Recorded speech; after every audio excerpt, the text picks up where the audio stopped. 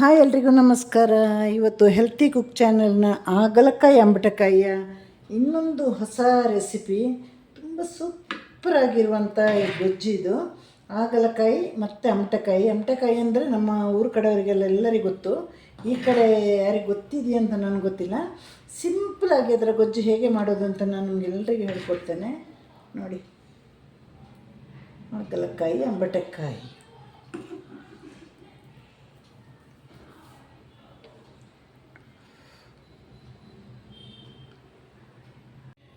ಇವತ್ತಿನ ಹಾಗಲಕಾಯಿ ಗೊಜ್ಜಿಗೆ ನಾನು ತಗೊಂಡಿರೋದು 2 ದೊಡ್ಡ ಹಾಗಲಕಾಯಿ. ಇವಾಗ ಇದನ್ನು ತೊಳೆದು ಕಟ್ ಮಾಡಿ ನೀರಲ್ಲಿ ಹಾಕಿ ಮತ್ತೆ ಸೋಸಿಟ್ಟಿದ್ದು. ಇಲ್ಲಿ ನೋಡಿ 9 ಅಂಬಟಕಾಯಿ. ಇದು ಜಾಸ್ತಿ ಬಲ್ತಿಲ್ಲ. ಅಂಬಟಕಾಯಿ ಅಷ್ಟು ತಗೊಂಡಿದ್ದಕ್ಕೆ ಹುಣಸೆ ಹಣ್ಣು ಸ್ವಲ್ಪ ಕಮ್ಮಿ, ನಿಂಬೆ ಹಣ್ಣಿನ ಗಾತ್ರದಷ್ಟು 1-2-3 ತುಂಡು ಚಿಕ್ಕ ಬೆಲ್ಲ ತಗೊಂಡಿದ್ದೇನೆ.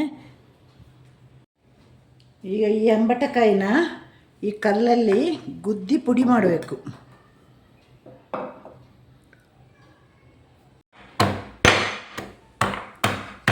ನೋಡಿ, ಹೀಗೆ ಪುಡಿ ಆದರೆ ಸಾಕು.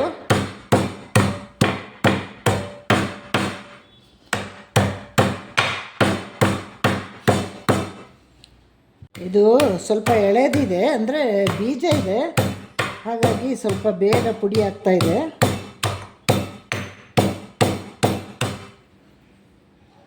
ಆದರೆ ಸಾಕು ನೋಡಿ.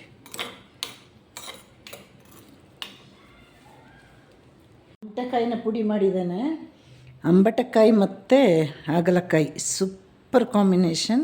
ಈಗ ಇದಕ್ಕೆ ಮಸಾಲೆ ರೆಡಿ ಮಾಡೋದು. ಮೊದಲು ಬ್ಯಾಡಗಿ ಮೆಣಸಲ್ಲಿ ಮಾತ್ರ ನಾನು ಗೊಜ್ಜು ಮಾಡೋದು. ಹೋದ ಸಲ ಮಾಡಿದಾಗ ನಾನು ಗುಂಟೂರೆಲ್ಲ ಸೇರಿಸಿದಲ್ವ, ಈ ಸಲ ಬ್ಯಾಡಗಿ ಮಾತ್ರ. ಇವಾಗ ಇದನ್ನು ಸೀದು ಹೋಗದಾಗೆ ಹುರಿದು ತೆಗೆಯುವ. ಬೇರೆ ಏನು ಐಟಮ್ಸ್ ಆಗ್ತಾಯಿಲ್ಲ ಇವತ್ತು. ಹುಳಿ, ಬ್ಯಾಡಗಿ ಮೆಣಸು, ಕೊತ್ತಂಬರಿ ಬೀಜ. ಮಣ್ಣಿನ ಪಾತ್ರೆಯಲ್ಲಿ ಹುರಿಯುವಾಗ ಸೀದು ಹೋಗೋದಿಲ್ಲ, ಅದೊಂದು ನಮಗೆ ಪ್ಲಸ್ ಪಾಯಿಂಟ್ ನೋಡಿ. ಇದರ ಜೊತೆ ಕೊತ್ತಂಬರಿ ಬೀಜ ಹಾಕುವ. ನಾನಿಲ್ಲಿ 1 ಸ್ಪೂನು ಫುಲ್ಲು ತಗೊಂಡಿದ್ದೇನೆ ಕೊತ್ತಂಬರಿ ಬೀಜ. ಇದು ಕೂಡ ಹಸಿ ವಾಸನೆ ಹೋಗೋ ತನಕ ಫ್ರೈ ಮಾಡುವ. ಇದನ್ನು ಇವಾಗ ರುಬ್ಬುವಾಗ ಅಥವಾ ಕಡಿಯುವಾಗ ನಾವು ತೆಗೆದಿಟ್ಟ ಹುಳಿ ಮತ್ತು ಅರ್ಧ ಸ್ಪೂನು ಅರಿಶಿನ ಪುಡಿ ಹಾಕಬೇಕು.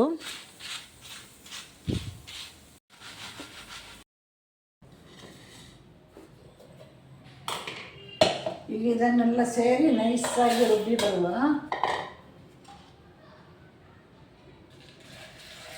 ತುಂಬ ನುಣ್ಣಗೆ ಆಗಿರಬೇಕು ರುಬ್ಬಿರೋದು.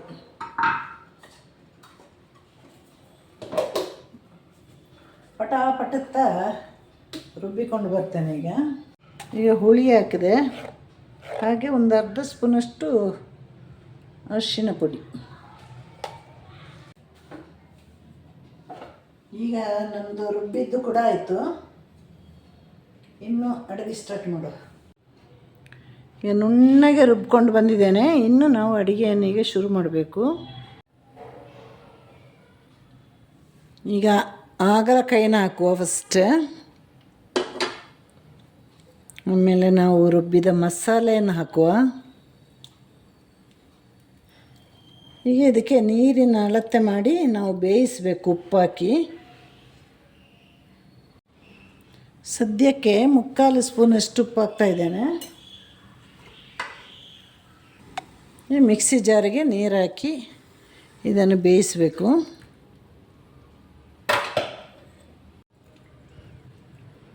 ಈಗ ಇದನ್ನು ಚೆನ್ನಾಗಿ ಮಿಕ್ಸ್ ಮಾಡಿ ನಾನು ಮೊದಲೇ ಹೇಳಿದಾಗೆ ಮುಚ್ಚಿಟ್ಟು ಬೇಯಿಸಿದರೆ ಕಹಿಯಾಗೇ ಇರ್ತದೆ. ಓಪನ್ ಮಾಡಿ ಬೇಯಿಸಿದರೆ ಕಹಿ ಎಲ್ಲ ಕಮ್ಮಿ ಆಗ್ತದೆ, ಅರ್ಧಕ್ಕರ್ಧ. ನಿಮಗೆ ಹೇಗೆ ಕಹಿ ಬೇಕಂದರೆ ಮುಚ್ಚಿಟ್ಟು ಬೇಯಿಸಿ. ಮುಚ್ಚಿಟ್ಟು ಬೇಯಿಸಿದರೆ ಬೇಗ ಬೇಯ್ತದೆ. ನಾನು ಮುಚ್ಚಿಟ್ಟು ಬೇಯಿಸ್ತಾ ಇದ್ದೇನೆ.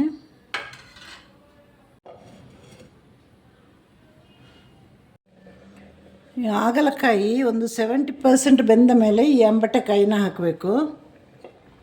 ನೋಡಿ, ಈಗ ಹಾಕ್ಬೋದು. ಅಂಬಟಕಾಯಿ ಹಾಗಲಕಾಯಿ ಈಗ ಪೂರ್ತಿಯಾಗಿ ಬೇಯಬೇಕು.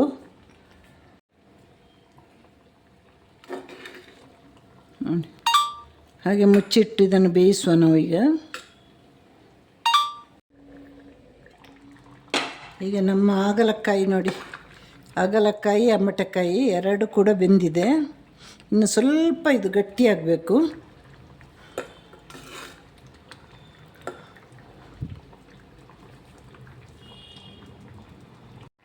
ಈಗ ಬೆಲ್ಲ ಹಾಕುವ. ಬೆಲ್ಲ ಹಾಕದಿದ್ರೂ ತೊಂದರೆ ಇಲ್ಲ, ಸ್ವಲ್ಪ ಜಾಸ್ತಿ ಹಾಕಿದರೂ ತೊಂದರೆ ಇಲ್ಲ. ನಾನು 2 ಪೀಸ್ ಹಾಕಿದೆ, ಮತ್ತು ಸ್ವಲ್ಪ ಪುಡಿ ಇತ್ತು. ಈಗ ಬೆಲ್ಲ ಜೊತೆ ಇದು ಬೇಯುವಾಗ ನಾವು ಒಗ್ಗರಣೆಗೆ ರೆಡಿ ಮಾಡುವಲ್ಲಿ ಒಂದು 2-2.5 ಸ್ಪೂನಷ್ಟು ಎಣ್ಣೆ ಹಾಕುವ. ಇದು ನಿಂತಿರೋದೇ ಒಗ್ಗರಣೆ ಮೇಲೆ. ಬೆಳ್ಳುಳ್ಳಿ ಎಲ್ಲ ಹಾಕಿ ಸೂಪರ್ ಒಗ್ಗರಣೆ ಕೊಡಬೇಕು. ಒಂದು 10-12 ಬೆಳ್ಳುಳ್ಳಿ ಹೆಸಳು ಹಾಕಿ ಇದು ರೆಡ್ ಬರುವವರೆಗೆ ಫ್ರೈ ಮಾಡಬೇಕು. ಈಗ ದೊಡ್ಡ ಸಾಸಿವೆ ಹಾಕಬೇಕು. ಈಗ ಸಾಸಿವೆಯನ್ನು ಹಾಕುವ. ಉಪ್ಪಿನಕಾಯಿಗೆಲ್ಲ ಚಿಕ್ಕ ಸಾಸಿವೆ ಹಾಕಬೇಕು, ಒಗ್ಗರಣೆಗೆ ದೊಡ್ಡ ಸಾಸಿವೆ ಹಾಕಬೇಕು. ನಾನು ಸಾಮಾನ್ಯವಾಗಿ ದೊಡ್ಡ ಸಾಸಿವೆನೇ ಹಾಕೋದು. ಈಗ ಫ್ಲೇಮನ್ನು ಪೂರ್ತಿ ಚಿಕ್ಕದು ಮಾಡಿ ನಾವು ಕರಿಬೇವು ಹಾಕೋಣ.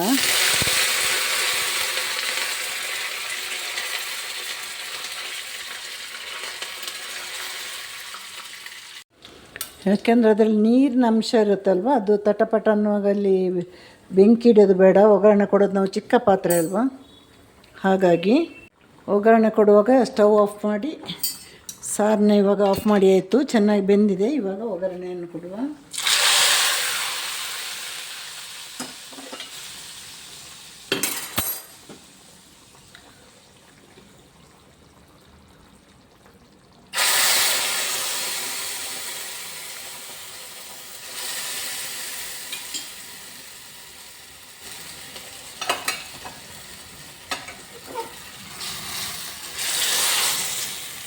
ಪಾತ್ರೆಯಲ್ಲಿ ಅದು ಕುದೀತಾನೇ ಇರ್ತದೆ. ಹಾಗೆ ಮಣ್ಣಿನ ಪಾತ್ರೆಯಲ್ಲಿ ಏನೇ ಮಾಡಿದರೆ ಬೇಗ ಕೆಟ್ಟು ಹೋಗೋದಿಲ್ಲ. ಹೀಗೆ ಮನೆಯಲ್ಲೆಲ್ಲರೂ ಮಾಡಿ ನೋಡಿ. ನನಗೆ ಲೈಕ್ ಮಾಡಿ, ಕಮೆಂಟ್ ಮಾಡಿ, ಶೇರ್ ಮಾಡಿ, ಸಬ್ಸ್ಕ್ರೈಬ್ ಮಾಡಿ. ಎಲ್ಲರಿಗೂ ಕೂಡ tata, bye bye, see you, take care.